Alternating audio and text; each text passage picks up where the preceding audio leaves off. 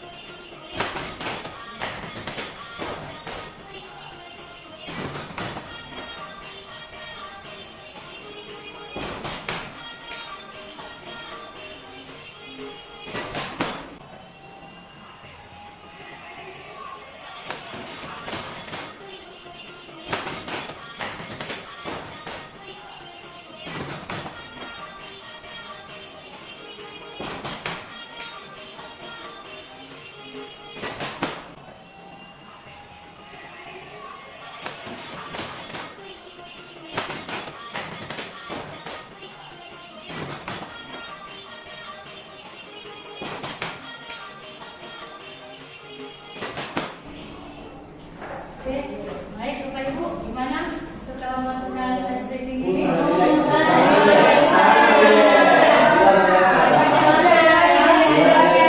Berarti begitu ya, saya lakukan di sekolah nanti ya, sama-sama. Oke Bu, sebelum saya masuk materi, tadi saya sudah bilang sudah pernah dengan kata-kata budaya positif, ya kan? Coba dari Bapak Ibu, siapa yang tahu apa itu budaya positif? Nilai. Oke, ada yang lain Pak? Kebiasaan Ya, benar sekali ya Bapak Ibu. Di sini budaya positif itu merupakan perwujudan dari nilai-nilai atau keyakinan universal, ya, yang diterapkan di sekolah. Pengaplikasiannya itu tidak bisa secara instan, ya, itu diaplikasikan melalui tuntunan dan tauladan dari seorang guru. Berarti dari perilaku kita lah itu yang mencerminkan untuk anak didik kita, ya Bapak Ibu ya.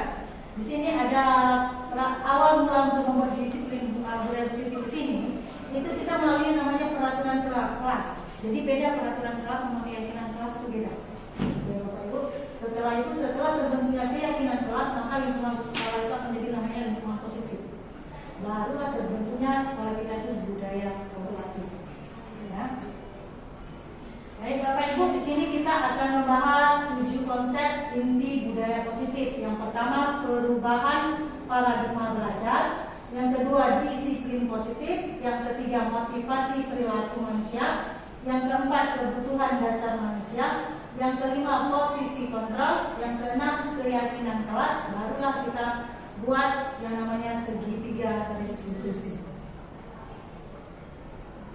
Nah, di sini yang pertama kita bahas mengenai perubahan paradigma belajar. Nah, perubahan paradigma belajar itu apa sih sebenarnya? Perubahan paradigma ini yaitu semua suatu pandangan untuk belajar.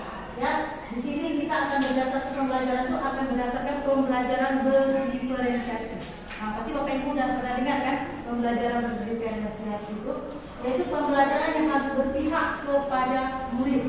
Nah, untuk sesuai dengan kebutuhan murid demi mewujudkan profil pelajar Pancasila. Kebetulan sekarang kita sudah kurikulum merdeka, ya kan?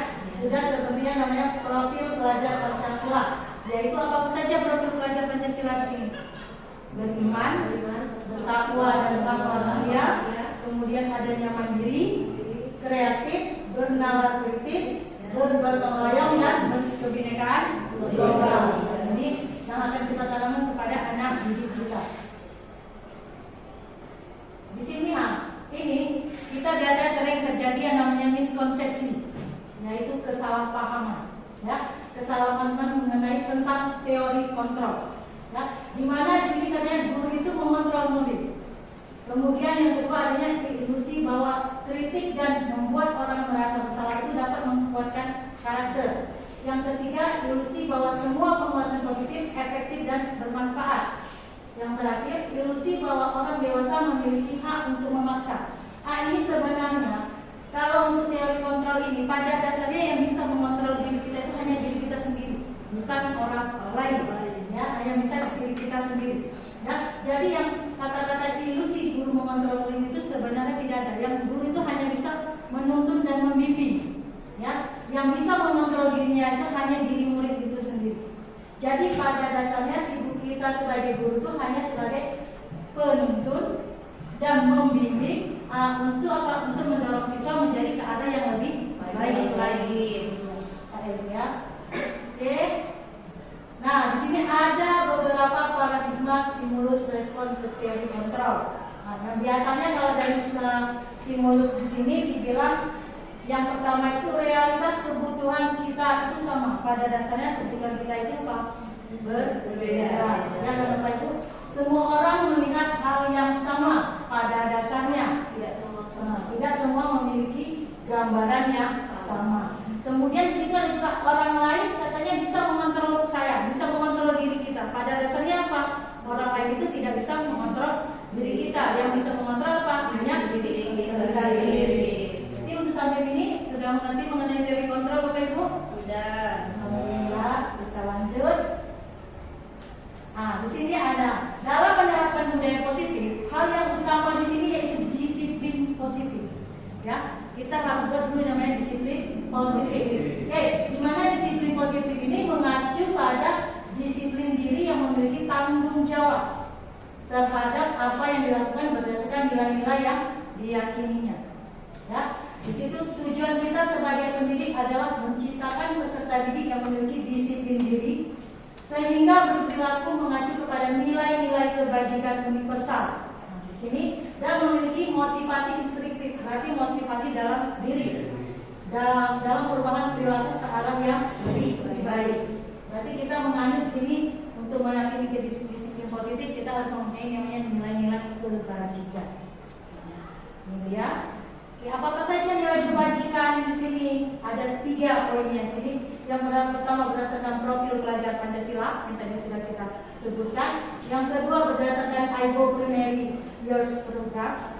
Yang ketiga keterampilan hidup atau life skill. Nah, di sini untuk yang IGO itu ada sikap-sikap yang memang harus kita jaga itu seperti toleransi, kemudian ada rasa hormat, integritas, sehingga empati dan komitmen. Itu semua kita harus termasuk dalam nilai-nilai kebajikan. Ya, yang termasuk juga keterampilan hidup juga itu ada dapat dipercaya, lurus hati, pendengar yang aktif, tidak Tidak apa? Tidak merendahkan orang lain. Yang terakhir, memberikan yang terbaik dari diri. Jadi di sini diutamakan nilai-nilai kebajikan Universitas ini sangat berpengaruh untuk kita dalam disiplin positif ya Bapak Ibu ya. Nah, tadi dari menerapkan budaya positif dan disiplin positif, di sini kita akan membahas mengenai motivasi perilaku manusia. Ada dua motivasi di sini, yaitu motivasi eksternal dan internal. Dimana kalau internal itu kan berarti dari dalam diri, sedangkan eksternal itu dari luar diri. Nah di sini kalau yang internal katanya untuk menghargai diri sendiri, sedangkan yang eksternal di sini apa Bapak Ibu? Tujuannya apa? Untuk menghindari ketidaknyamanan atau hukuman. Yang kedua apa? Untuk mendapatkan imbalan dari orang lain. Oke. Nah, di sini setelah kita melakukan motivasi tadi, pasti seseorang pasti setelah melakukan perbuatan yang disiplin, melakukan motivasi strict tadi, pasti mereka akan mendapat yang namanya penghargaan, ya, ataupun ada yang mendapat hukuman, ada juga yang mendapat konsekuensi ataupun restitusi. Jadi penghargaan ini sebenarnya apa, Bapak Ibu? Apa itu penghargaan? Reward. Ya, reward, ya. Penghargaan atau apresiasi, ya, dan bagi orang yang telah melakukan suatu keberhasilannya, ya. Tapi hati-hati juga Bapak Ibu, dengan kita memberi suatu penghargaan, ini akan menjadi namanya penghargaan itu bisa menurunkan kualitas. Kalau kita sering-sering memberikan juga, misalnya kayak berupa hadiah, itu juga bisa membuat penghargaan itu bisa mematikan kreativitas. Dan penghargaan itu juga bisa menggunakan motivasi intrinsik anak. Seperti dengan gini, kalau kita sering-sering memberikan hadiah yang itu anak itu akan menjadi bangga hati dia. Nah, dia kepingin selalu diakui atau dihargai, dan dia tidak akan menghormati orang yang lain. Berarti penghargaan ini bisa kita buat sekali-sekali, jangan yang terlalu berlebihan, Bapak Ibu ya. Oke. Nah, dari tadi ada 3 di sini yang kita bedakan, yaitu antara hukuman, konsekuensi, dan restitusi. Yang mana nanti harus kita kerjakan. Kalau di sini hukuman itu katanya bersifatnya psikis, dan kemudian menyakitkan, tidak sesuai dengan kesalahan yang dilakukan dan bersifat satu arah. Sedangkan konsekuensi katanya di sini apa? Sanksi yang diberikan, berarti berupa sanksi, ya. Kemudian sikap mulia selalu memonitor, berarti kita selalu pantau, berarti memonitor anak. Kemudian ada penguatan rasa bertahan dalam jangka waktu yang pendek. Sedangkan restitusi, inilah yang kita harus terapkan nanti di sekolah, ya. Restitusi di sini itu proses menciptakan murid untuk memperbaiki kesalahannya, ya. Kemudian murid-murid dapat mengingatkan murid belajar bertanggung jawab. Kemudian juga adanya proses kolaborasi. Jadi sehingga murid itu mendapatkan suatu atau mencari solusi. Nanti yang kita terapkan nanti yang terakhir yaitu restitusi. Ya. Nah ini Bapak Ibu, tadi kan sudah tahu yang mana penghargaan, yang mana hukuman, ya kan, yang mana konsekuensi, yang mana restitusi. Jadi di sini yang kita bahas hanya 2. Ini ada pertanyaan-pertanyaan pemantik di sini kita membedakan hukuman dan konsekuensi, ya di sini. Nah, untuk soal yang pertama di sini katanya mencatat 100 kali di dalam buku kalimat. Saya tidak akan terlambat lagi karena terlambat ke sekolah. Yang kedua, lari mengelilingi lapangan basket 2 kali karena terlambat hadir di sekolah. Menurut Bapak Ibu, untuk pertanyaan yang pertama itu termasuk hukuman atau konsekuensi? Hukuman. Kalau yang kedua, kita lihat benar apa? Yang benar yang pertama itu termasuk hukuman. Yang kedua, yang kedua itu hukuman. Ya di situ ada jelas kata-katanya apa di situ? Mengelilingi lapangan basket 2 kali karena terlambat hadir. Itu memang hukumannya. Tapi nanti ada juga yang konsekuensi ya. Nah, itu soal berikutnya katanya begini. Murid-murid diminta untuk push up 15 kali. Nah, nanti termasuk hukuman. Oke, kita lihat. Benar. Nah, nomor 2 itu menggantikan kertas tugas teman. Itu Itu termasuk konsekuensi. Ya, benar sekali. Nah, ada berupa sanksi ya. Nah, yang terakhir membersihkan tumpahan air di atas meja. Hukuman. Masuk hukuman apa konsekuensi? Iya, benar. Konsekuensi itu hanya berupa sanksi dia, bukan hukuman ya. Kan tadi hukuman bersifat psikis. Nah, satu arah yang tadi Bapak Ibu ya. Oke, persoalan berikutnya.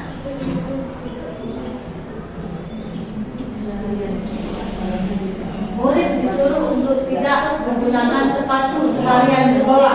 Nah, itu termasuk hukuman. Kita lihat, yang benar, yang bawah. Hukuman. Nah, ya berbeda dengan soal yang kedua tadi. Nah,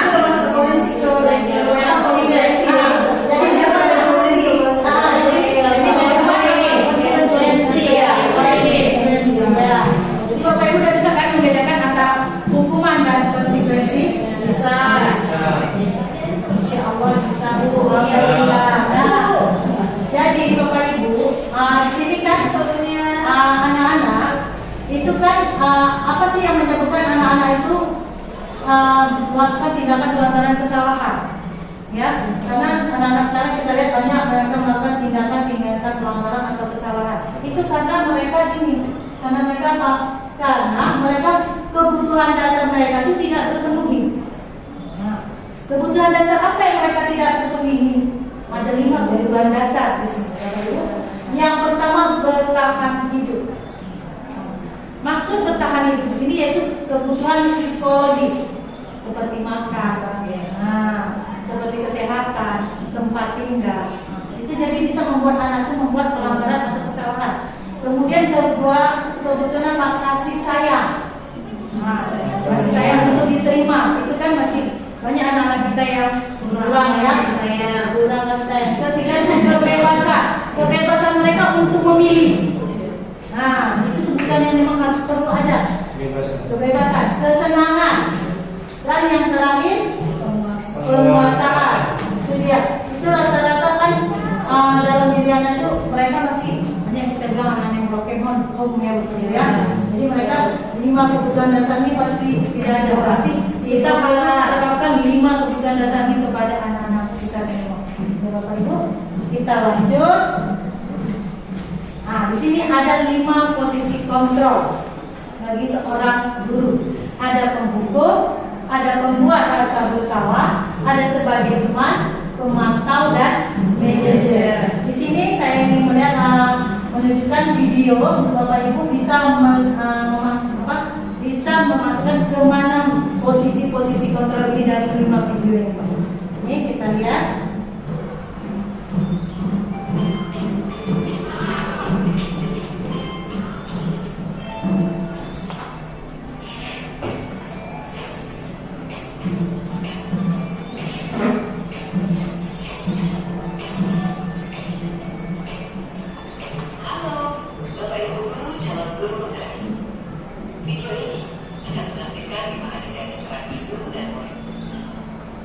Silakan menonton dan merefleksikannya.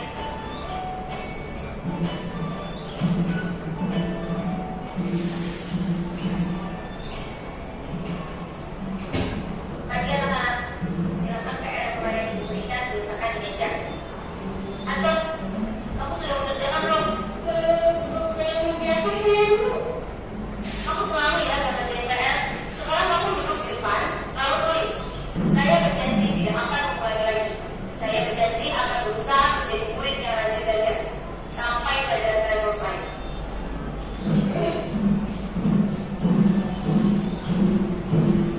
Bagi anak-anak, hari ini ada tugas. Ada yang mengerjakan atau kamu sudah kerjakan? Kamu tidak mengerjakan tugas. Kamu mau cari apa? Kamu lihat sekolah.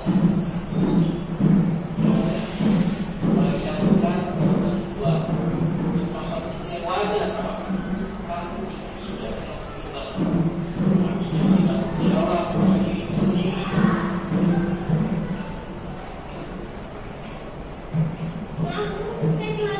Ya udah, nanti jangan diulangi lagi ya.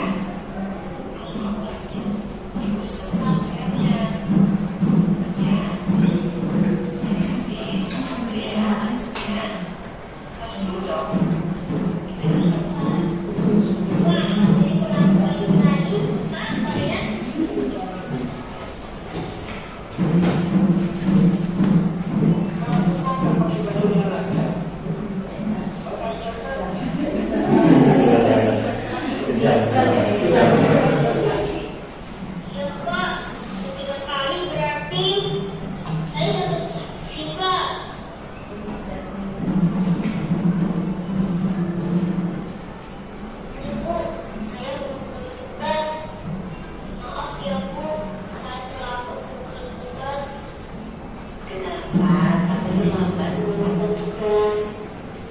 Iya Bu, saya kalau sore banyak ke warung, bisa tak ngerjain tugas. Kira-kira nih, apa yang bisa kamu perbaiki supaya kamu bisa mengerjakan tugas tepat waktu? Coba, kapan biasanya kamu membantu ibu jualan? Jam 6 sampai jam 8 malam. Bagaimana kalau kamu belum jadwal? Kapan kamu akan mengerjakan tugas? Oh gitu ya Bu.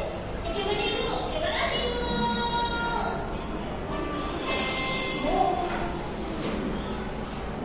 Oke, baik Bapak Ibu. Dari kelima video tadi, ya coba yang pertama tadi itu termasuk ke posisi yang mana?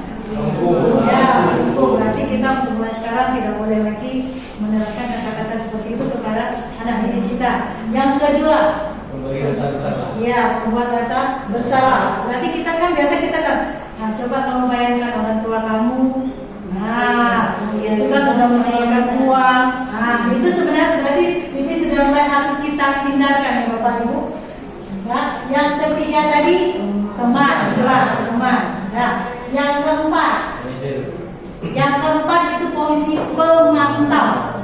Nah, dia kan selalu pantau itu dengan posisi dia tadi tidak datang 3 kali. Nah, yang terakhir itu baru posisi manajer. Nah, berarti untuk sekarang kita harus terapkan sistem seperti posisi manajer. Karena di posisi manajer itu kita udah dua, ada teman dan ada pemantau. Nah, jadi mulai sekarang kita harus mengikuti rasa bisa berubah diri kita yang lebih baik agar anak-anak kita juga menjadi yang lebih baik. Bapak Ibu, di sini ada beberapa juga pertanyaan pemantik. Coba Bapak Ibu bisa menunjukkan ke posisi mana. Yang pertama itu saya kecewa sekali dengan kamu. Itu ke posisi mana Bapak Ibu? Apakah hukuman? Apakah membuat rasa bersalah? Membuat rasa bersalah. Ya benar sekali. Yang kedua, kamu tidak pernah benar melakukannya. Menghukum. Kita lihat. Ya benar sekali. Ayolah melakukan demi ibu bapak. Pak teman atau pemantau atau manajer. Pemantau.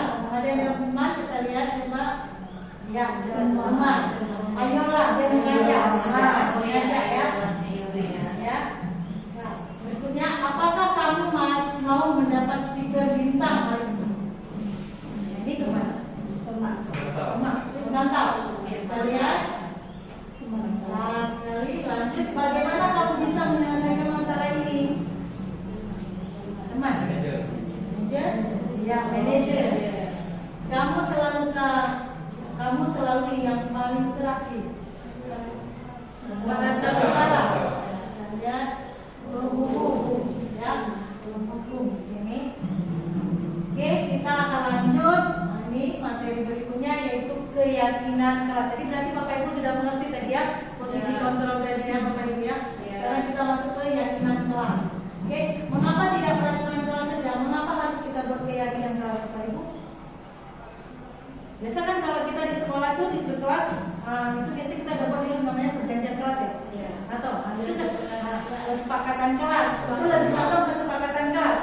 Kenapa atau peraturan kelas, kesepakatan kelas, peraturan kelas kita bersama. Sedang di sini mengapa tidak kita buat keyakinan kelas? Karena gini Bu, karena kalau peraturan kelas, kalau keyakinan kelas itu dia menerapkan nilai-nilai kebajikan tadi. Nah, kalau di keyakinan kelas kita kan menerapkan nilai-nilai kebajikan. Kemudian metodenya itu menimbulkan kembali disiplin positif yang didasarkan oleh motivasi dari dalam diri anak tersebut. Ini dia langkah-langkah kita dalam merumuskan keyakinan kelas. Ya Bapak Ibu. Yang pertama, siswa itu menuliskan keyakinan yang mereka inginkan. Hampir sama juga dengan kesepakatan kelas. Ya. Kemudian guru dan siswa mengulas keyakinan yang telah tertulis. Kemudian guru dan siswa memilah keyakinan kelas yang penting. kemudian mengubah keyakinan kelas menjadi kalimat yang positif. Maka kata-kata dilarang, ketika itu tidak ada lagi kata-kata dilarang. Menggunakan handphone saat diperlukan. Jangan membawa handphone. Nah, itu sudah diganti kata-katanya. Kemudian mengandung nilai-nilai kebajikan universal tadi. Ya, ada berapa macam tadi? Ada 3 macam ya. Gitu ya. Kita bisa lihat contohnya. Menurut Bapak Ibu ini kebetulan Bapak sama-sama kesepakatan kelas. Yang lebih condong ke dalam keyakinan kelas yang mana? Yang sebelah yang hijau apa yang putih? Yang hijau. Yang lebih condong dia ke keyakinan kelas. Ingat tadi keyakinan kelas itu yang memiliki nilai-nilai kebajikan universal. Yang ini ya, yang warna putih ya, itu condong ya. Kami guru dan murid yang saling menyayangi. Berarti sekarang kita kalau membuat kesepakatan kelas atau keyakinan kelas itu kita harus membuat kata-kata seperti ini, tidak ada singkat-singkat lagi. Gitu ya. Nah, ini dia.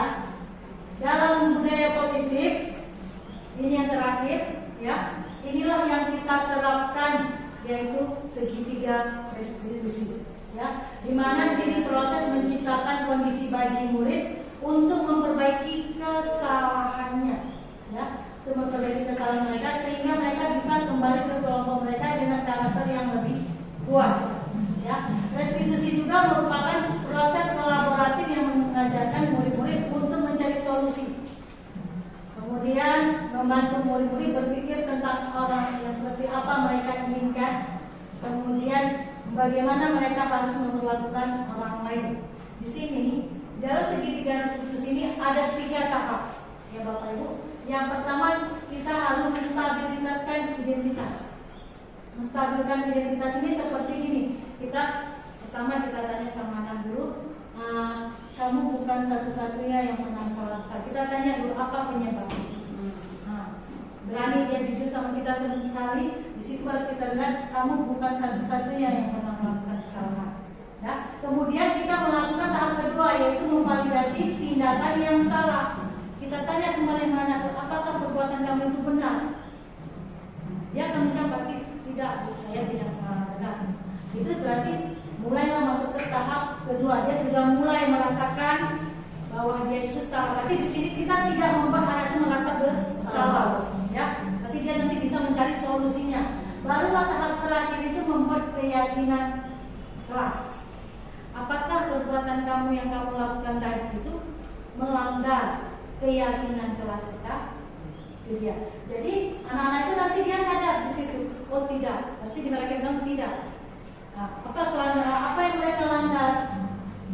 Jadi di situ mereka akan sebutkan bagaimana pelanggaran yang mana, apakah yang aktif belajar, disiplin mereka yang melanggar. Nah inilah. Nah dari ketiga ini pasti kita kan semua sudah pernah membuatnya, ya Bapak Ibu. Ya. Pasti sudah pernah membuat di kelas itu. Ya. Ya. Di tahap yang mana yang pernah dibuat bagi Bapak Ibu guru?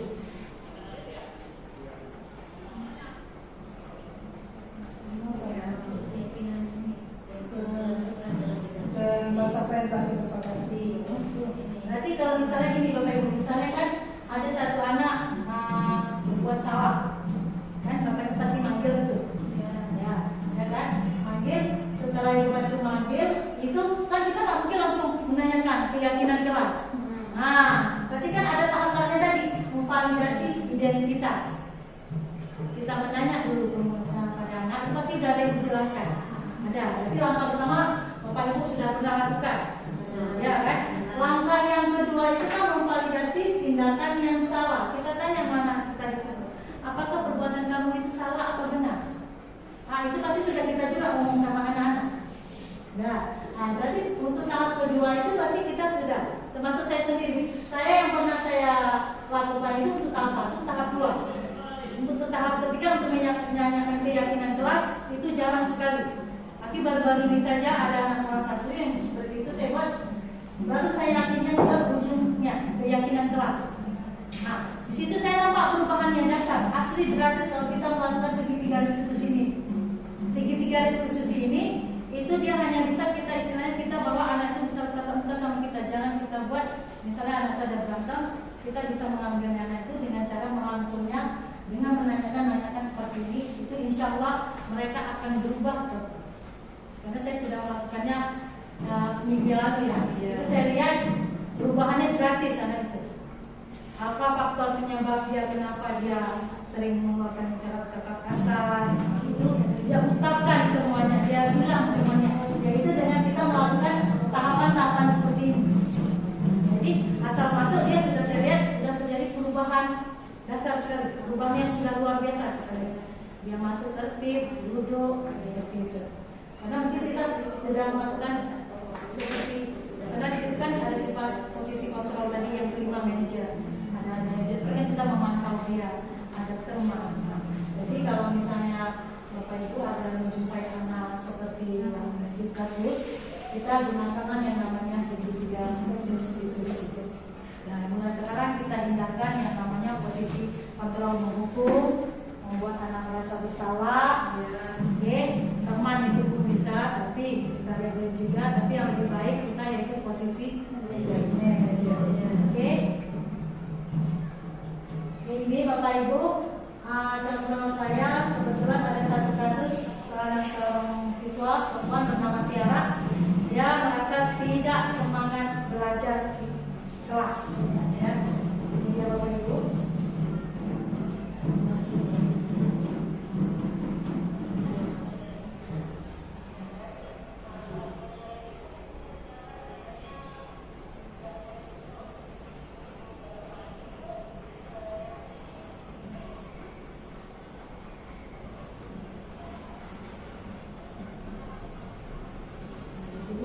Saat dia menstabilkan identitas, di sini si anak saya menanya kenapa dia di pagi itu dia bawaannya malas, tidak semangat belajar. Di situ dia menjawab bahwa dia badannya merasa sakit. Nah, kemudian waktu di konvalidasinya saya tanya lagi apa penyebabnya. Dia menyatakan, dia bilang sama saya karena dia tidurnya terlalu malam dan sering bergadang main handphone. Nah, itu dia. Jadi saya tanya, apakah perbuatan kamu itu benar atau salah? Dia mengatakan itu salah. Dan saya berjanji tidak akan mengulanginya lagi. Nah, setelah itu saya melakukan proses yang ketiga yaitu keyakinan kelas. Saya tanya kembali sama Tiara, apakah dari perbuatan kamu yang ini itu sudah melanggar keyakinan kelas kita? Ternyata dia bilang, iya Bu, saya melanggar. Yaitu keaktifan dalam belajar. Ya. Kemudian, jadi apa yang kamu akan lakukan? Nah, disitulah kita mencari solusinya, bukan kita yang mengatakan, dia mencari solusinya. Nah, dia mencari solusinya. Mulai sekarang saya tidur akan lebih cepat, tidak main handphone lagi, dan dia juga memberi saran kepada saya karena kebetulan mata pelajaran saya di lokal ini dua kali pertemuan itu 2 kali di jam terakhir, di jam 6, 7, 8 sama jam 7 apa. Jadi dia menyarankan kepada saya untuk coba kalau bisa di jam terakhir itu sering dibuat game. Nah, jadi saya bilang ya, terima kasih atas sarannya. Saya akan lakukan yang namanya game-game edukasi sehingga pembelajaran itu menjadi menyenangkan. Jadi setelah ini akan kebetulan memberikan tanggapan dari hasil diskusi saya. Insyaallah mulai sekarang saya lihat dia sudah semangat belajar lagi. Dia sudah membuat jadwal-jadwal untuk belajar dia supaya dia tidak bergerak malam dan beraktif dalam belajar. Sampai di sini Bapak Ibu ada yang ingin menyampaikan atau memberikan pertanyaan kepada saya?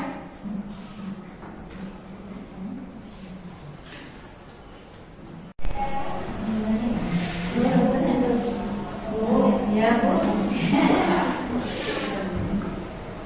Gimana kalau anak-anak mereka panggil ada masalah misalnya, dia tidak mau menuntaskan masalahnya, itu bagaimana caranya? Dia anaknya memang gimana ya? Tertutup dan baik Ibu.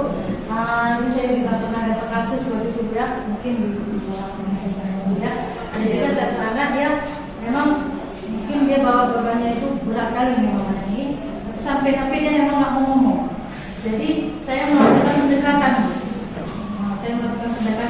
makanan itu satu hari nggak mempan, kedua hari juga nggak mempan, mungkin dia ketiga kalinya mungkin dia udah bosan ya.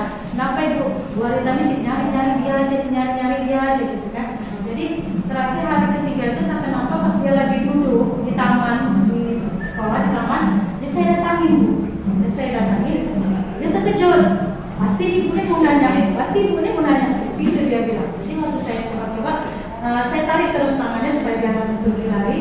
Jadi saya ngomong baik-baik sama dia, saya tanya, nah, sebenarnya memang nggak mau menekan kamu apa.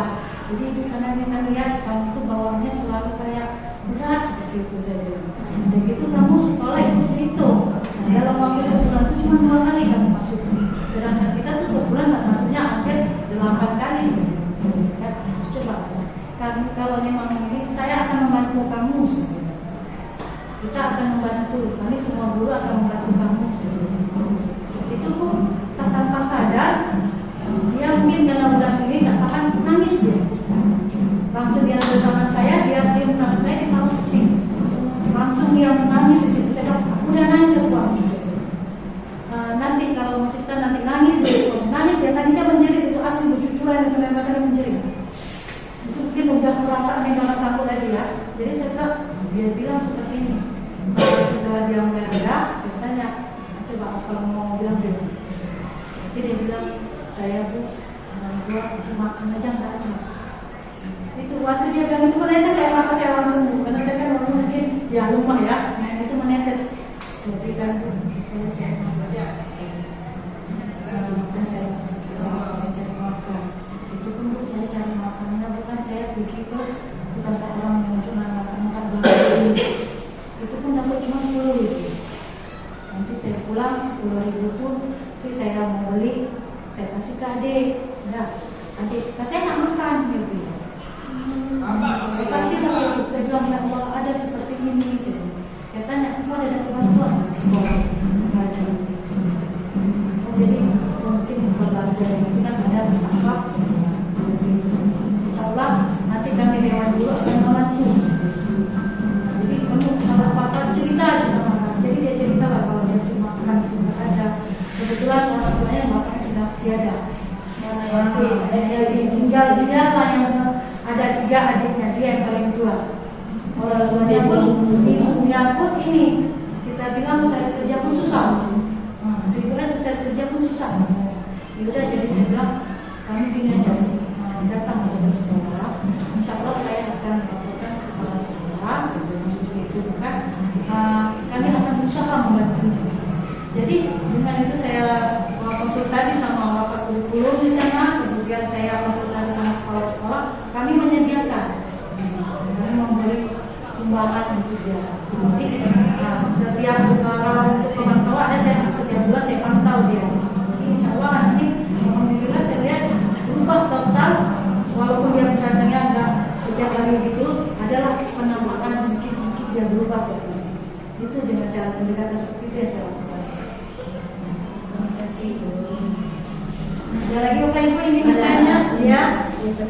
Kayak gitu saya juga pernah ada. Jadi anak itu sekarang udah kelas 3. Dulu kelas 2 harus sering pagi.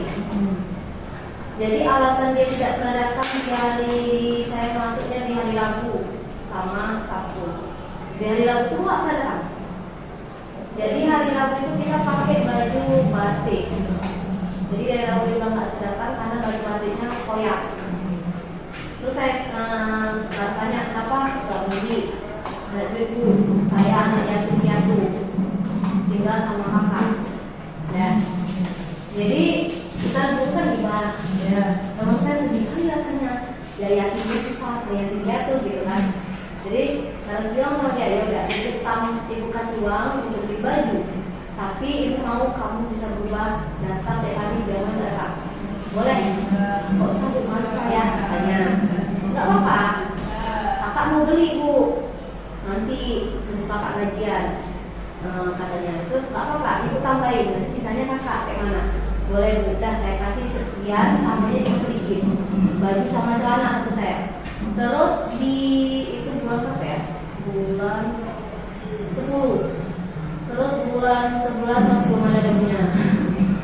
awal 12 baru ada. Ya, cuma masih membuka. Berarti bertahap-tahap ya. Nah, dan ambil lagi. Kenapa lagi? Alasan lagi yang kedua, tidak ada kereta. Ada kereta. Yang pertama ini nggak ada baju. Yang kedua nggak ada kereta. Kenapa nggak ada kereta? Karena rumah saya udah pindah, Bu. Dulu dia rumahnya di Tunas, ada kawannya satu kelas, 2 orang itu bisa nganter bolak-balik antar. Sekarang udah pindahnya di Alur 2, udah nggak tinggal di rumah itu lagi.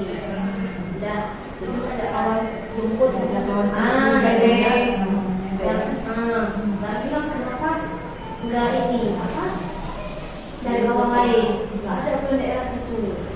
Udah gitu pas rasanya nih sama kawan-kawannya yang sering kasih tumpangan, mereka bilang, Bu, kalau kami buka mau, Bu, iya Bu, kita janjian Bu, dari jam 7 pas, 7.05 lah, paling telat sampai rumah dia mau bangun. Nah itu kan awalnya. Jadi kami itu selalu malas untuk nungguin. Jadi kalau udah pergi sampai saya tahu Pak, 7.30 udah sampai sekolah, karena saya udah pergi luar. Makanya kadang-kadang kawan itu jerah. Itu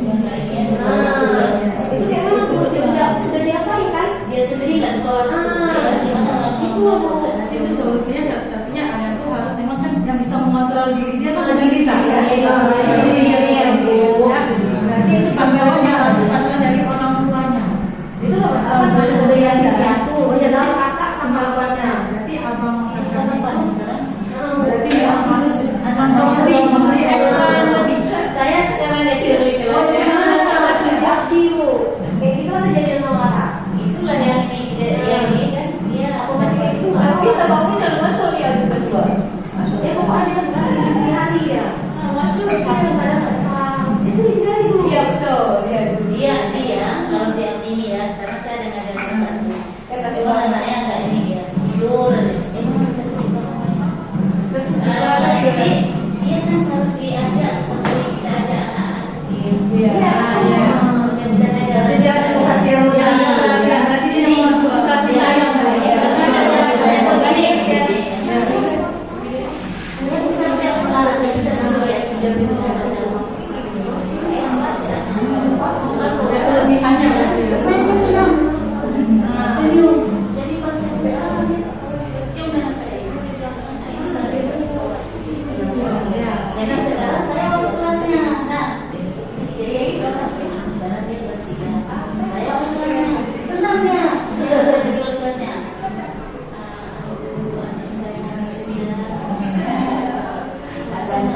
tapi dia tadi juga kemarin ada inilah saya panggil kakaknya suruh rumah saya sampai sekarang enggak juga.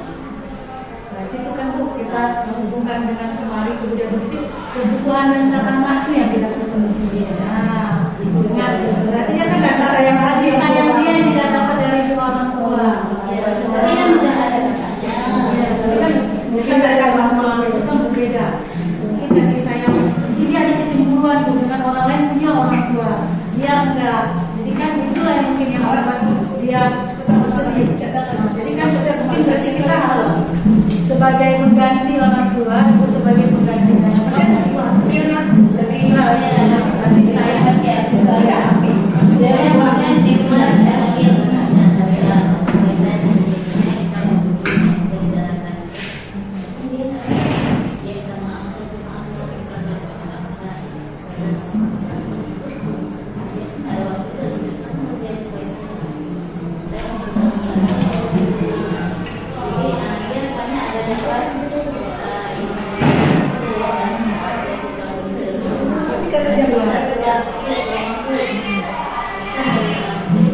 tapi kamu nggak ada surat sama aku dia kan nggak bisa dan kecil sampai sekarang inilah Belum mungkin ada faktor kendaraan itu tadi tidak ada. hari ini karena jauhnya saya juga tahu Ini kebutuhan dasar yang dasar. Mungkin dia hubungan terbukanya dengan kakaknya tadi. Ya, kebebasan itu juga. Itu dia yang tidak ada, yang belum dia dapat. Itu memang harus 5 kebutuhan dasar itu memang harus kita penuhi kepada anak-anak kita. sekarang menjadi masalah Nah, alhamdulillah yang udah dia menemukan yang tepat. Ya, membawa sosok. Nah, sosok ibu dan bapak. Emang saya dengan dia mungkin bisa lain senang ya, karena dari kelas 1 saya Mungkin dia dapat jiwa ibu ya. saya puji dia. Ya, berarti kan Iya. juga. Tapi kan seorang guru ini nggak selamanya dia aja yang Ya, hati-hati juga karena kan pengujian itu tadi atau pemerintah mengatakan bisa menurunkan kreativitas, bisa menurunkan motivasi anak. Jangan terlalu Iya. juga. Sekali boleh. Ya. Oke. Nah, jadi kita mohonlah bersama-sama kita mulai sekarang mengutamakan yang namanya kita jalankan yang namanya budaya positif di sekolah kita ya Bapak Ibu, supaya sekolah kita menjadi lebih baik lagi. Terima kasih Bapak Ibu telah hadir di acara diseminasi saya. Insya Allah kalau kedepannya ada lagi, saya minta kehadirannya Bapak Ibu ya. Terima kasih. Saya akhiri. Assalamualaikum warahmatullahi wabarakatuh. Waalaikumsalam warahmatullahi wabarakatuh.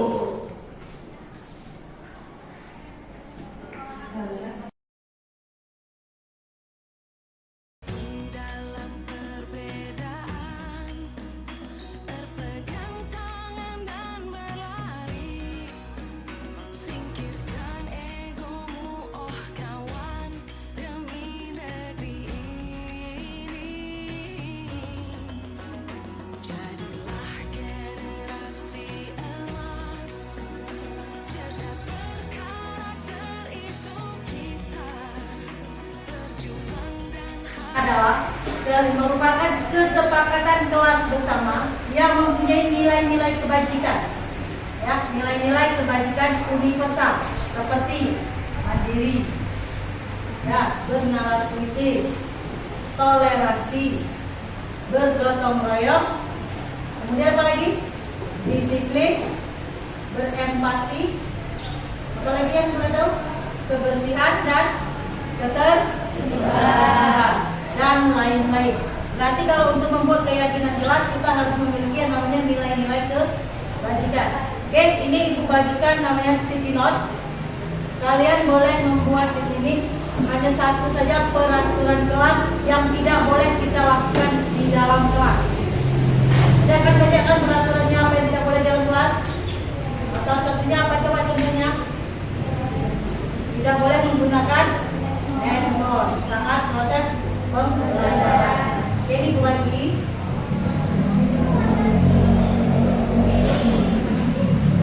Silakan tulis peraturannya.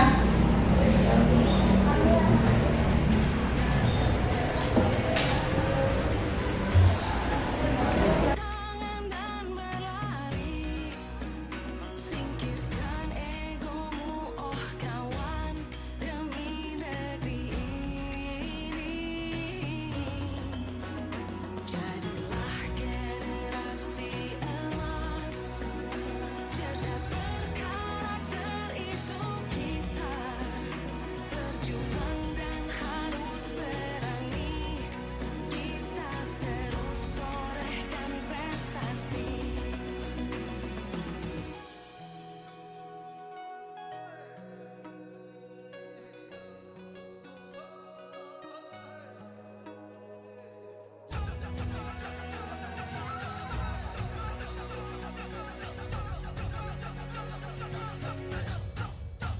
Nah, oke, mana? Gimana? Sudah siap? Oke, nah ini karena sudah siap, silakan tempelkan depan. Ya, satu persatu tempelkan ya.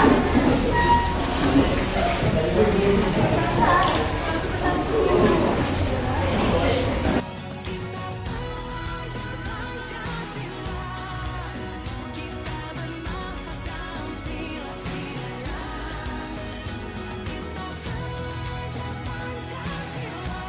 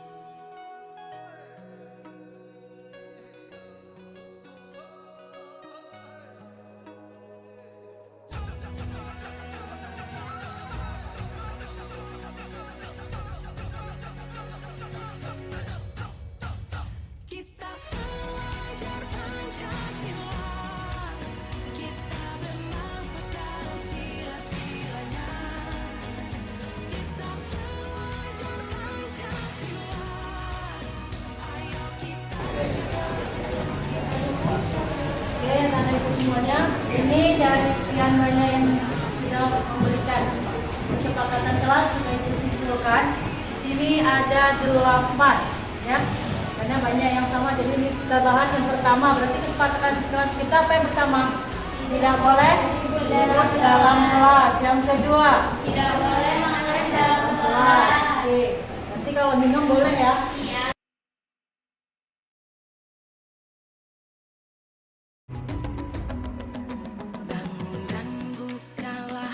Oke, ini kesepakatan kelas kita. Nah, sekarang kita akan membuat yang namanya keyakinan kelas, yaitu dengan menerapkan nilai-nilai kebajikan. Tadi kan nilai-nilai kebajikan apa aja tadi? Disiplin. Kemudian apa lagi? Ini apa lagi? Tertib, apa lagi? Kebersihan dan yang lainnya. Ini dia ya.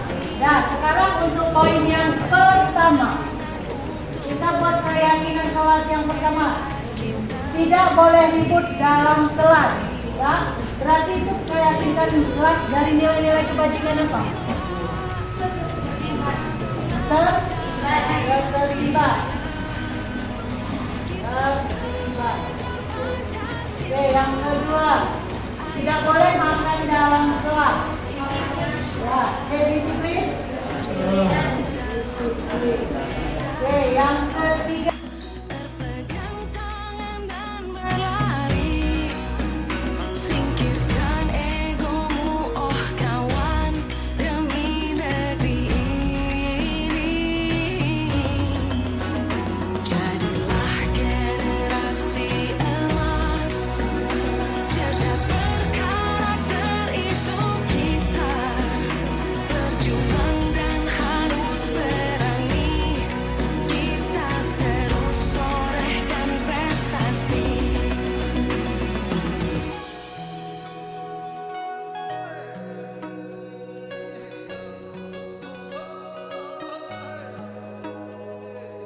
Nah, berarti setelah itu semua sudah tahu yang mana keyakinan kelas dengan menerapkan sifat yang namanya nilai-nilai kebajikan kelas. Pancasila, kita bernafas dalam sila-silanya.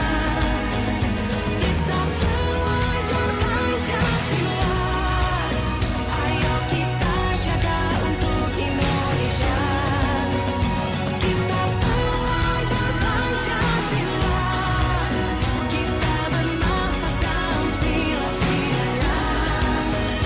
Kita pelajar Pancasila,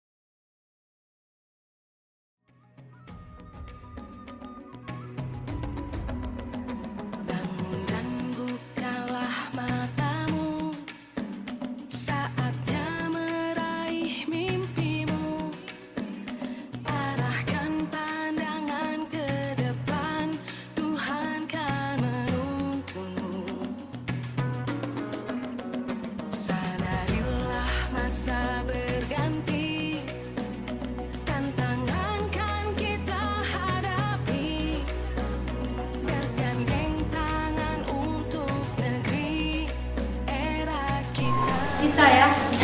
Ya, Ibu minta maju satu persatu bawa pulpen untuk tanda tangan di kolom yang kosong. Oke, silakan maju. Tanda tangan terus.